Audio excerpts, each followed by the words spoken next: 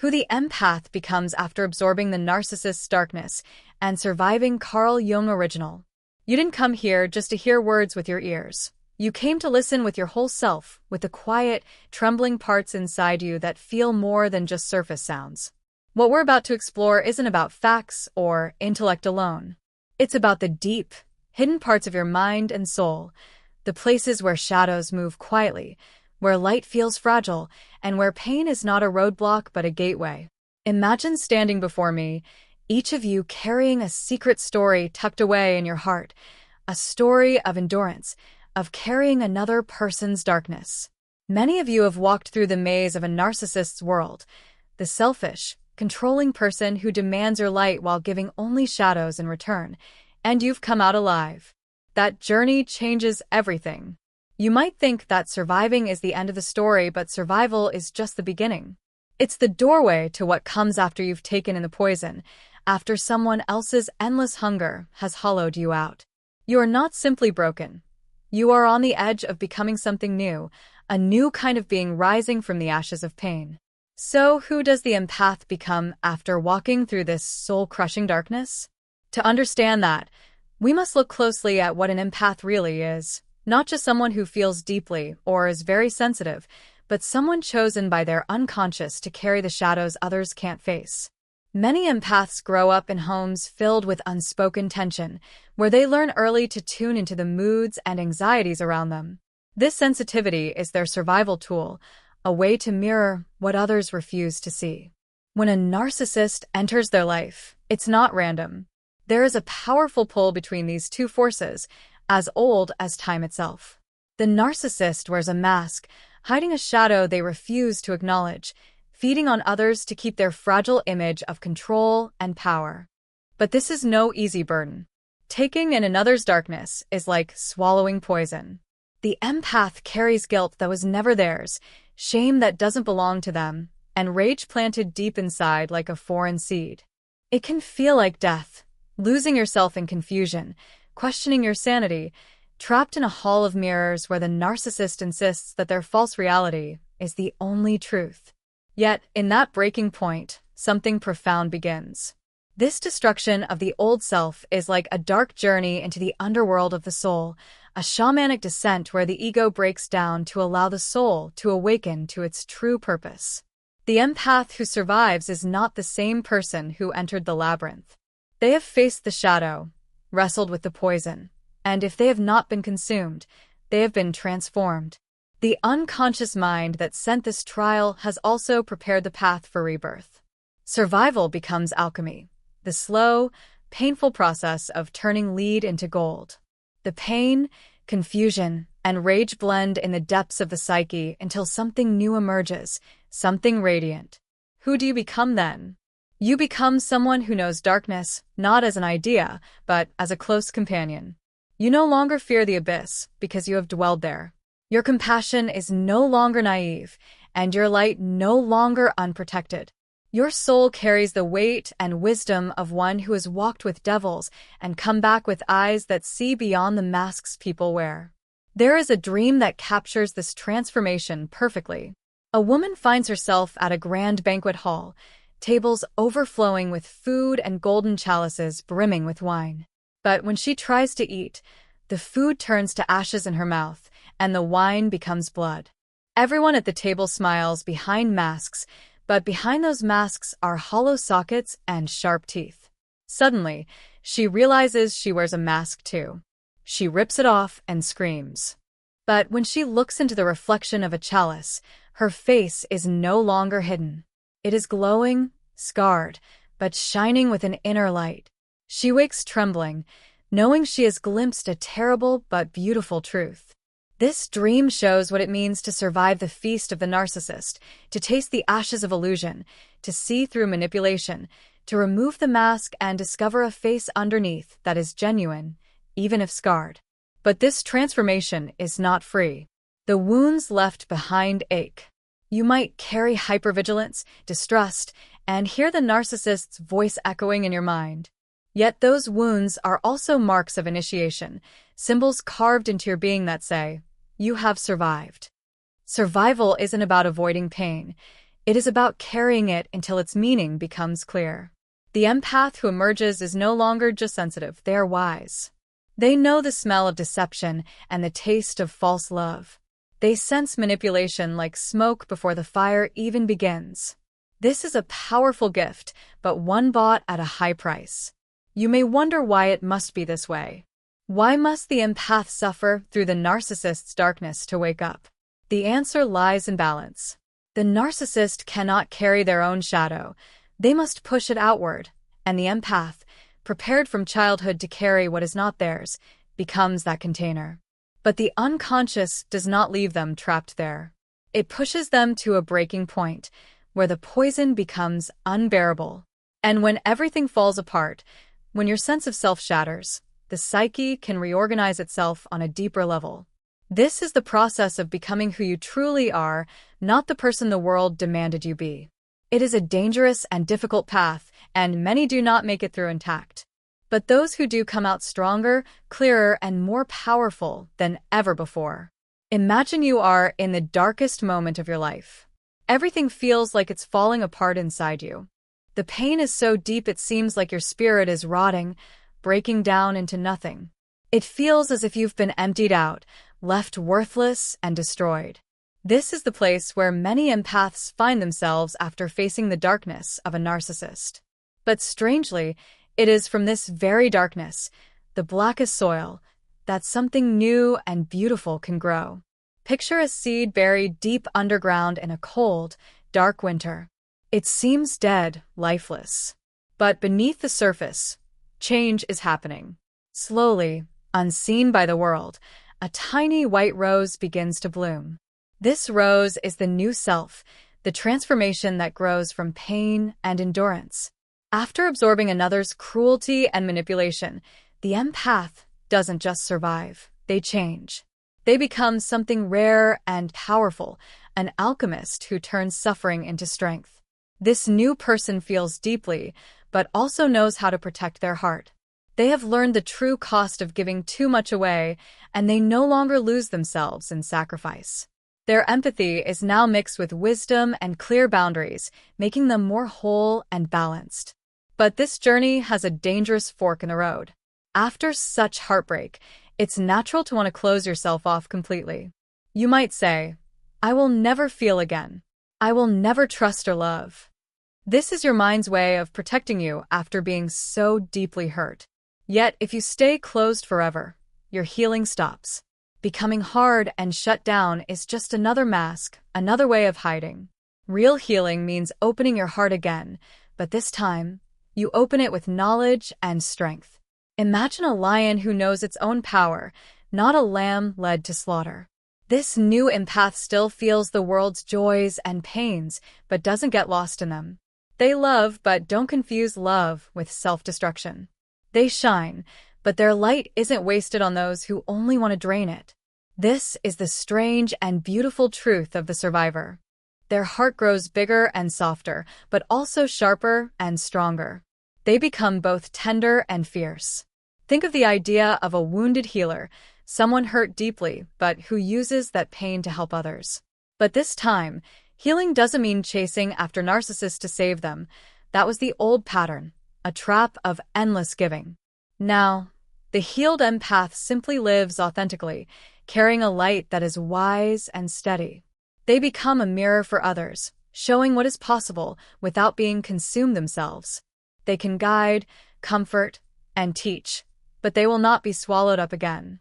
In a strange way, the narcissist's darkness forced you into a deep, hidden place where you found your real strength. It's a harsh lesson, a brutal gift. But if you have survived it, you are no longer just an empath. You have been transformed. You have died to an old self and been reborn into someone stronger, wiser, and more awake. You have faced the abyss and returned with eyes that see clearly behind the masks. You are not what happened to you.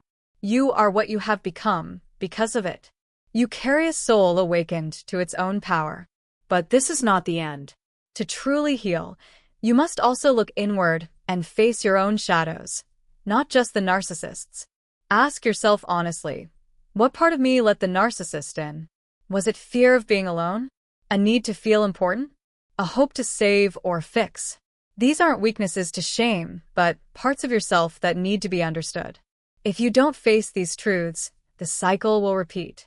The greatest danger isn't only the narcissist outside of you, it's the part inside that still clings to old patterns of sacrifice, longing to be needed even at great cost.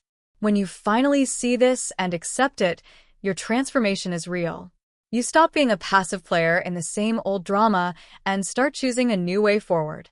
Think of the myth of Persephone, taken to the underworld and eating the pomegranate seeds.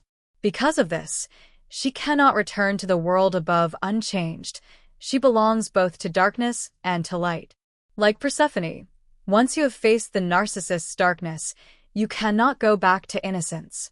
But this is no loss. It is a sacred beginning. You carry with you the memory of the underworld, the bitter taste of manipulation, but you are not trapped by it.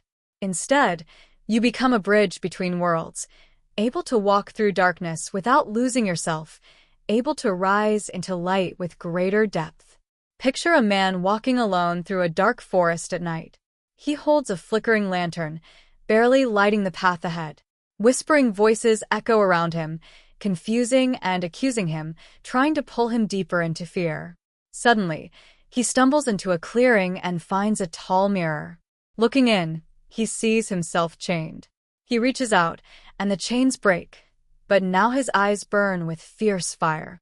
He wakes up shaking, knowing he has faced a hidden part of himself. This dream captures what it means to survive such darkness, to face both the chains that bind and the fire that frees. The empath who once felt trapped by guilt and doubt now discovers a fierce strength inside. The mirror shows captivity, but also liberation. Which will you choose? Even after you leave the narcissist behind, their poison can linger like smoke trapped in your lungs. Sometimes, you might hear their voice echo in your mind, saying you are worthless or unlovable. These are not truths. They are ghosts from the past trying to hold you back. Your job is not to silence these voices with truth. When the voice says, "You are worthless," you reply, "I survived. I am stronger than you ever imagined." When it says, "You will never be loved," you answer, "I have learned to love myself. I don't need fake love anymore." This inner conversation is part of your ongoing healing. You reclaim your soul piece by piece until your inner world belongs to you, not the ghost of the narcissist. Remember, this process is slow and uneven. Healing comes in waves, sometimes gentle, sometimes stormy, pulling you back just when you think you're free. But even in those storms, you are not who you were. You have been cracked open, and through those cracks, light has come in. You are wiser now, more aware, and less willing to lose yourself for someone else's illusions. And that, truly, is a victory greater than any other. The narcissist's power lives only as long as you believe their illusions. Imagine a puppeteer pulling strings, but the moment you cut those strings and refuse to dance to their tune, their control vanishes. Suddenly, you are no longer trapped. You become untouchable. Not because you've become invincible, but because you have woken up from a deep sleep. You see the world clearly, and with that clarity, the shadows they once cast lose their hold. But what happens next? What becomes of the empath who has lived through this storm and survived? Their future is not just about avoiding narcissists or living a quieter life. That would be too small, too simple a victory. Instead, their destiny is to become a bearer of light born in the darkest places. They carry a deep compassion, not the blind, self-sacrificing kind that leaves you empty and broken, but a strong, clear compassion that knows where to draw the line. They walk among others like a living symbol, one who has faced suffering and been changed by it. People who are still trapped in their own pain feel something in this empath's presence. They don't always understand it, but they sense comfort because the empath knows pain without judgment. And yet, that presence also challenges them because the empath's very existence shines a light on the illusions that keep them stuck. This is the paradox of surviving such darkness, to carry both healing and truth, to be both balm and sword. It's like the story of the phoenix, rising from the ashes of its own destruction. That story is familiar and almost cliché, but it holds a profound truth. The old self, the part of the empath that believed love meant losing oneself completely, burns away in the fire of abuse and manipulation. What remains is someone who knows their worth, who carries strength like flames on their wings, someone who can rise above deception rather than sink beneath it. Unlike the mythical phoenix who rises alone, this rebirth carries a mission. The empath is reborn not just for themselves, but for the whole world around them. They become a witness, silently testifying that survival is possible, that the deepest darkness can be endured, and that the soul can be remade stronger than before. After such transformation, the world itself looks different. What once seemed solid and real now appears as masks and roles people wear to hide their true selves. The empath sees the hidden games and false faces clearly. This new clarity can feel isolating. Once you've seen behind the curtain, it's hard to forget what's there. Yet this feeling of alienation is a gift. It frees you from the illusions that once trapped you. You no longer fall for flattery, are not fooled by charm, and don't get caught in guilt. You stand outside the hypnotic spell that so many live under. Yes, this can be lonely, but it also marks the beginning of true freedom. Freedom isn't just about breaking chains. It's about waking up fully, seeing clearly, and owning your own truth. Don't hate what you went through, even though it hurt and almost broke you. That pain awakens something inside you that could never have grown without it. The narcissist's cruelty was like a blacksmith hammering your soul, shaping and forging you through fire. It left scars, but it also made you strong. Your empathy didn't disappear, it deepened. You feel deeply still, but with eyes wide open. You love still, but with wisdom. You give still, but no longer confuse giving with losing yourself. This is the true magic of surviving. There will be moments when you mourn who you once were, the innocent, open-hearted person who trusted too much and gave too much. You might miss that purity and lightness. But innocence is not the highest good. Wholeness is. Wholeness means holding both light and shadow inside you, being both fierce and gentle, bright and marked by your scars. You are no longer just an angel or a victim. You are a whole person, alive in all your contradictions. You are not just a survivor. You are an initiate, someone who has passed through a deep trial and come out changed, not less but more. Don't say, "I am broken." Say, "I've been remade." Don't let bitterness take root, even though it's tempting. Bitterness will turn your wounds into cold stone. Instead, hold your wounds like sacred places where something divine entered your life. It is in our wounds, not in perfection, that our true self is revealed. You, who have survived, carry this revelation within you. After the storm, there comes a strange silence. The thunder stops, the rain fades, but the earth still trembles with the memory of the violence. Some might mistake this silence for emptiness or numbness, but it is not that. It's your soul resetting, preparing for a new way to move forward. In this silence, you might feel lost, unsure who you are now. The person who endlessly gave. Who suff spirit. Like all true heroes, you are called to share this knowledge, not just for yourself, but to help others. A hero doesn't return empty-handed. They bring fire, medicine, and vision to their world. But beware, there's a new trap for the survivor. The temptation to define yourself only by your suffering. You might hold on to your story of pain, as if that's all you are. But you have the power to choose differently. You are more than your wounds. You are more than your past. You are the light that rose from the ashes. Once, there was a person who carried a heavy burden, a burden made of broken pieces, pain, and shadows left by someone who sought to erase their very being. This person survived. That survival alone is a powerful story, but it's only the beginning. Imagine survival as a tiny seed planted in a vast, dark earth. It's important. It's life itself, but the seed is not the tree, not the flower, not the full blossoming of who you are meant to be. If you stop at survival, you remain trapped in the shadow of your wound. Like a bird with broken wings, circling endlessly, never learning to fly beyond the pain.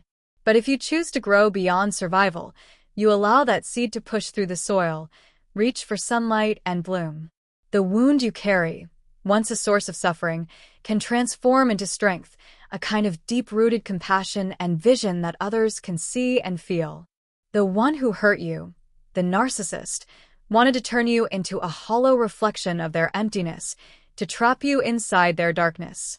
But survival was your rebellion. It was how you refused to be swallowed whole. Now, you face a new challenge. Don't let survival become your cage. Don't settle for just living through the pain. Become something more. What does this becoming look like? It might not be a grand event like a sunrise bursting across the sky. It could be quiet, like the first time you find the courage to say no when you once only said yes. Or it might be as small as noticing a subtle manipulation, a glance, a word, and choosing not to be drawn in. Each honest moment, each small act of self-loyalty, is a thread weaving the tapestry of your transformation. Over time, these threads form a picture. A person who no longer betrays themselves for peace, who can love without losing their own heart, who feels deeply without drowning in others' emotions, who gives without disappearing into shadows. You become a soul that belongs to itself, whole and true. There's a paradox here that life loves to play with. After all the darkness you've absorbed, your light changes. It's not the soft light of innocence, but a sharper, more powerful light, tempered by shadow. Before, your light might have been easy to extinguish, but now it's steady and clear. It can shine through illusions without being consumed by them. People will feel your light as both comfort and challenge. Some will resist, afraid of the truth you hold. But others, those who long for something real, will be drawn to you. This is your destiny, not just to survive, but to awaken others. Think of a woman carrying a sack filled with heavy stones. She struggles, barely able to move, until one day she collapses and the stones spill onto the ground. But as she looks closer, she sees some stones are jewels, sparkling in the moonlight. She realizes she's been carrying treasure all along, even though it felt like only a burden. This is your survival story. What you thought was just pain, shame, and guilt also held resilience, wisdom, and depth. Now that the sack has opened, you see the jewels clearly. Your job is to claim them, polish them, and wear them proudly. Don't throw them away because they came with pain. They are gifts hidden within the burden. Each honest moment, each small act of self-loyalty, is a thread weaving the tapestry of your transformation. Over time, these threads form a picture. A person who no longer betrays themselves for peace, who can love without losing their own heart, who feels deeply without drowning in others' emotions, who gives without disappearing into shadows. You become a soul that belongs to itself, whole and true. There's a paradox here that life loves to play with. After all the darkness you've absorbed, your light changes. It's not the soft light of innocence, but a sharper, more powerful light, tempered by shadow. Before, your light might have been easy to extinguish, but now it's steady and clear. It can shine through illusions without being consumed by them. People will feel your light as both comfort and challenge. Some will resist, afraid of the truth you hold. But others, those who long for something real, will be drawn to you. This is your destiny, not just to survive, but to awaken others. Think of a woman carrying a sack filled with heavy stones. She struggles, barely able to move, until one day she collapses and the stones spill onto the ground. But as she looks closer, she sees some stones are jewels, sparkling in the moonlight. She realizes she's been carrying treasure all along, even though it felt like only a burden. This is your survival story. What you thought was just pain, shame, and guilt also held resilience, wisdom, and depth. Now that the sack has opened, you see the jewels clearly. Your job is to claim them, polish them, and wear them proudly. Don't throw them away because they came with pain. They are gifts hidden within the burden. Your transformation goes deeper than surviving a person. You have become a kind of oracle. You see beyond the surface, sensing the masks people wear, the shadows that move beneath their smiles. You know when a story is a lie, when a heart is closed. This is not paranoia but clarity earned by experience. This gift can isolate you, but it also allows you to guide others, not by telling them what to do, but simply by living your truth. Yet, the hardest part remains. The narcissist is not just someone outside you, it lives inside, too. Inside all of us is a part that wants to be admired, that fears weakness, that tries to control to feel safe. You survived the narcissist outside, but now comes the challenge to face the narcissist within. If you ignore this, you risk becoming what you once feared. Survival alone won't free you from that trap. Only by recognizing and embracing your inner shadow can you be truly free. Freedom isn't just about escaping someone else's control. True freedom comes from mastering your inner world. It means embracing the vulnerable child inside you and the guarded survivor, holding both with compassion. You become strong and gentle, wise and loving, fierce and tender. You don't cling to a single identity, but allow your whole self to unfold. This is freedom, the power to be yourself, without masks or fear. You are becoming this, step by step, moment by moment. So when you ask, "Who am I now?" the answer is complex and beautiful. You are not just an empath, not just a survivor or a healer. You are all of these and something more mysterious. You are a living symbol of what it means to carry darkness and still shine. You prove that the soul can't be destroyed, that even poisoned, it can transform venom into medicine. What you've lived is not just healing, it's initiation. You've looked evil in the eye, not as an idea, but as a lived reality. You saw how charm can hide cruelty, how love can twist into a weapon, how people wear masks to hide their true selves. You stared into this darkness and didn't break. That is rare courage. You have touched the shadow of humanity itself. Because of this, you carry knowledge others avoid. This knowledge forms the foundation of your transformation. But transformation isn't the end. Integration is. Integration means weaving the darkness you faced into your being, not as poison, but as wisdom. You don't say, "That wasn't me," but "It touched me, but it didn't define me." Your scars tell a story of survival and truth. People might debate your ideas, but they cannot dispute your being. You embody survival. This is your paradox. You are no longer just an innocent empath. You are no longer just a survivor. You are something more complex, powerful, and sacred, a wounded healer who knows both light and shadow. You see, humanity is not divided simply into victims and villains, good and evil. You have met both inside yourself and others. This vision can feel lonely. You see how easily people fall for illusions, how they surrender their truth to false idols. It can be tiring to carry this awareness because innocence is lost. But do not despair. Your feeling of being apart is your calling. You are not meant to fit into old molds. You are a seed of truth in a world that prefers sameness. You are a whisper of authenticity in a chorus of masks. Many won't understand you, but those who are ready will recognize you. And when they do, they will see their own survival mapped in your scars. Imagine a man dreaming. He stands at night on the shore of a wild ocean. The waves crash, and he fears drowning. But then he notices the water glows softly from within. He steps in, expecting to sink, but instead, he floats, carried by a gentle light. He wakes, weeping with relief, knowing what he feared most has become what saved him. This is your transformation. The darkness that once threatened to destroy you became the very thing that sustains you.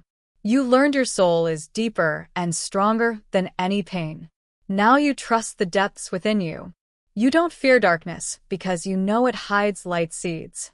You don't fear suffering because it forges meaning.